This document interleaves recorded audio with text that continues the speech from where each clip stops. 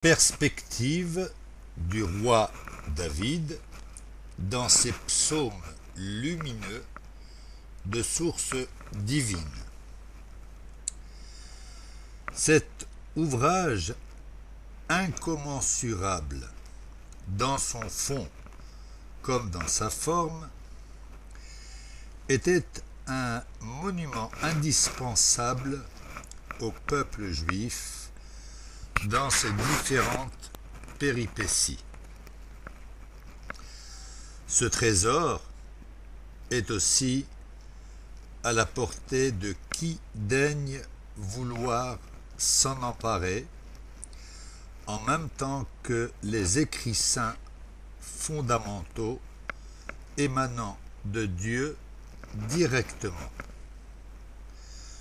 Au fond, si le peuple juif est au centre de toutes ces compositions édifiantes, revigorantes et thérapeutiques, non médicamenteuses, cela tient au fait que seul ce peuple a accepté sans retenue ni condition la promulgation de la loi divine écrite et orale.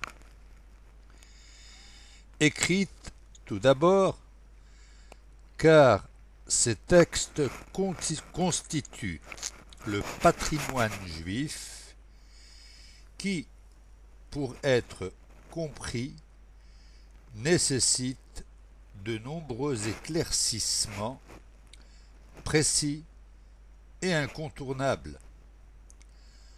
En conséquence, pour tenter de bien comprendre sans déviance ces écrits, ces lois orales sont explicitées et définies dans et par la loi orale. Donc, l'oralité avait été confiée par Dieu lui-même à Moshe ou Moïse pour la diffuser en conformité avec l'enseignement originel dicté par Dieu lui-même. Pour ces motifs, le roi David, empreint de tout le cheminement d'Israël, a, au fur et à mesure, composé des psaumes, des chants, des mélodies en tout genre pour exprimer le ressenti de tout ce peuple au fil du temps et des générations, suivant les différentes phases de leur vécu ou du vécu du peuple juif. Mais la grandeur, entre autres, du roi David tient beaucoup dans le fait que chaque psaume contient tout à la fois les bons moments et les autres, traduisant tous les flux émotionnels. La musicalité de tous ces psaumes réveille les âmes pour les libérer de tout sentiment susceptible de griser le lecteur. L'important étant, à chaque fois, de faire mention des faits, tantôt douloureux, tantôt heureux, pour imprégner notre foi, notre moi profond, pour ensuite apaiser les cœurs en exprimant tour à tour le regard à porter sur tous les ressentis. Ainsi,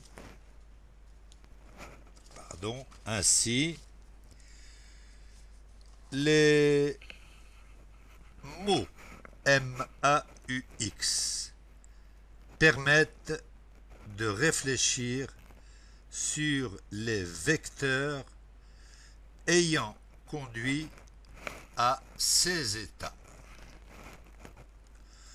En effet, il n'est pas de mal qui n'est pas une origine consciente ou inconsciente. Pour apprécier à leur juste valeur toutes les phases de l'existence, bonnes et mauvaises ou moins bonnes, il faut être capable intérieurement de voir avec acuité tous les cheminements dans les bons et mauvais moments pour au mieux emprunter à coup sûr la voie menant à une plénitude durable. Pour y parvenir valablement, il faut préalablement être honnête et sincère envers soi-même. Accepter de considérer chaque moment avec l'état d'âme qui précédait ce vécu. Alors, la musicalité de tous ces psaumes pénètre jusque dans les moindres fibres de chacun d'entre nous. Chaque son va ensuite heurter la petite mauvaise déviance pour la rectifier à la manière d'un orfèvre. Une fois transformé ou modifié, le nouveau résultat va venir s'associer, s'ajouter aux bons sentiments existants. Par ce moyen, ce psaume et sa musicalité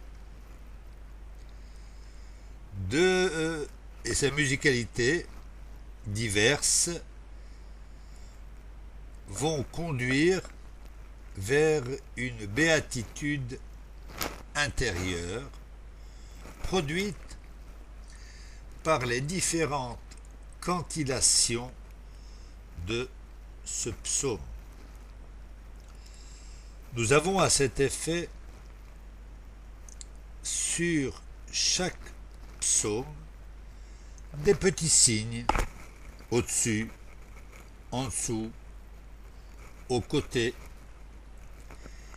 Et ces signes représentent des sons. C'est grâce au sens que les sons prennent toute leur valeur. Chaque son se rapporte à un état d'être au moment de la composition. Un son aigu va représenter une certaine gravité ou légèreté suivant le contexte. Un son plus grave va peut-être rappeler au lecteur soit un moment d'apaisement ou un moment de réflexion. Chaque pause, chaque fin de phrase permet un temps de réflexion pour bien examiner son intériorité pour procéder à une introspection, voire une introspection. En conséquence, au départ, le psaume traduit point par point les différents états d'âme. À ce stade, on se posera pour faire le point. Puis, par la mélodie finement composée, le mal va disparaître pour, une fois transformé, s'ajouter au bon et sincère sentiment qui nous habitait alors. Donc, dans chaque psaume, on a tour à tour les moments et les antidotes. Chaque moment peut être, comme nous l'avons antérieurement dit, bon, mauvais, moyennement mauvais, sûrement à peu près bon, avec toutes les nuances intermédiaires. Il convient tout de même d'admettre que le roi David n'était pas un simple compositeur qui aurait été, suivant les besoins du moment, amené à écrire des psaumes techniquement sans sentiment ou sans état d'âme. Bien au contraire. Dans les psaumes, chaque mot est pesé. Le mot est un récipient, un vecteur, un wagon qui va permettre, mot à la suite d'un autre, de véhiculer de nombreuses idées et sentiments divers. Le roi David, par sa foi profonde, sa confiance en Dieu sans limite, sa crainte de Dieu inaltérable, était inspiré par la source divine qui l'animait continuellement. Il n'était pas habité par les mouvements sociaux pernicieux avec des buts malsains. Seul son lien à Dieu l'inspirait sans déroger le moins du monde, d'où la splendeur illuminante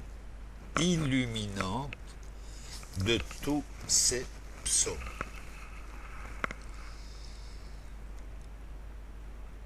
Au fond, contrairement à ce qui est souvent mentionné dans certains livres, Chaque psaume n'est pas dit pour telle ou telle autre circonstance. Il est vrai que c'est un point de repère pour ceux qui ne comprennent pas toujours les mots et le sens général des psaumes. Mais dès lors qu'on sait pénétrer le texte, les cantillations, le rythme des mots, les accentuations, on comprend mieux la valeur de chaque psaume. Mais il est certain, et il me paraît que c'est l'élément probablement le plus important, que si on se concentre bien pendant la lecture d'un ou plusieurs psaumes, avec, comme nous venons de le dire un peu plus haut, un esprit adapté à cette lecture, avec des cas de conscience permanents, répétitifs, réitérés, on parvient à une entrée spectaculaire vers ce moi profond qui trop souvent est tourmenté. L'âme, qui n'a pas besoin de mots, est bercée par la lecture et la mélodie de ces psaumes. Aussi, même si dans un premier temps, on ne comprend pas le sens de ces psaumes, il est important de les dire en hébreu, même si c'est difficile. Bien évidemment, celui ou celle qui ne sait pas du tout l'hébreu peut par défaut, lire ça en français, ou la manière que j'aime le moins, lire ces psaumes en phonétique, mais je déconseille ça très fortement parce que les habitudes se prennent très vite et à force de lire en phonétique, on ne sait plus lire en hébreu.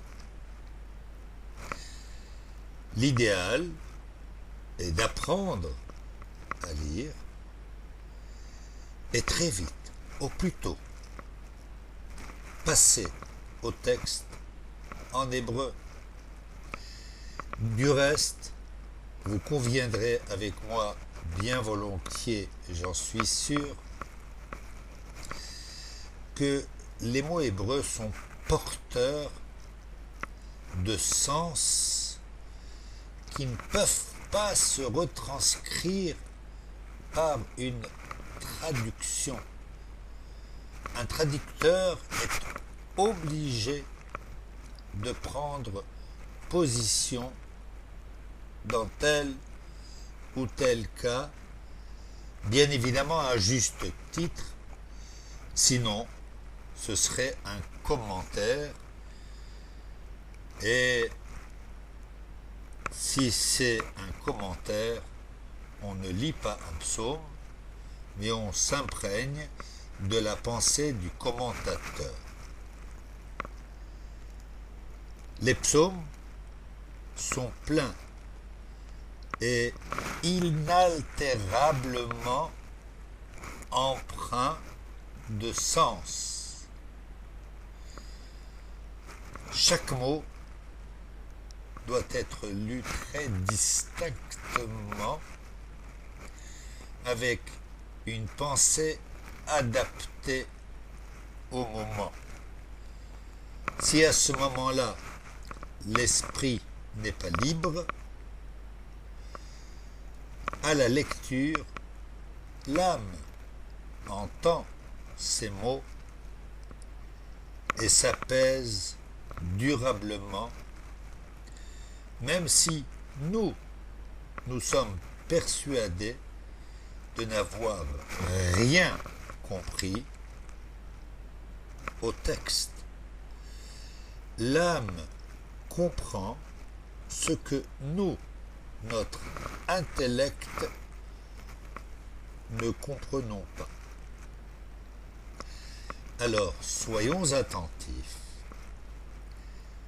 Si nous n'avons le temps que de lire un psaume, faisons-le avec tous les sentiments nécessaires qui doivent nous habiter, avec cette introspection, cette rétrospective, cette sincérité, cette honnêteté, cette franchise.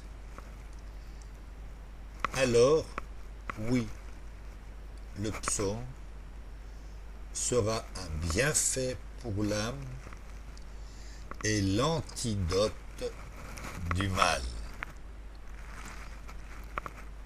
À nous de commencer à au moins nous préparer à ces lectures.